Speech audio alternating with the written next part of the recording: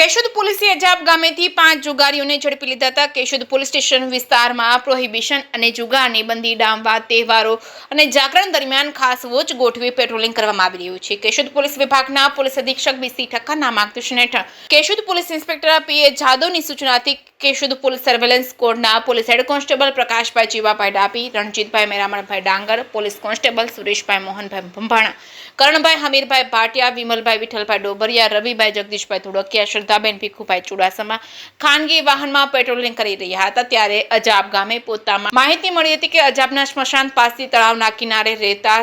સમજુભાઈ બચુભાઈ દયાતના મકાન પાસે લાઇટના અંજવાળે 3 પત્તીનો હાર જીતનો જુગાર રમાડી રહ્યા છે. માહિતીની ખરાઈ કરી પંચોને બોલાવી સમજ આપી બાતમીના સ્થળે પહોંચતા ગોળ કુંડાળો કરીને 3 પત્તીનો હાર જીતનો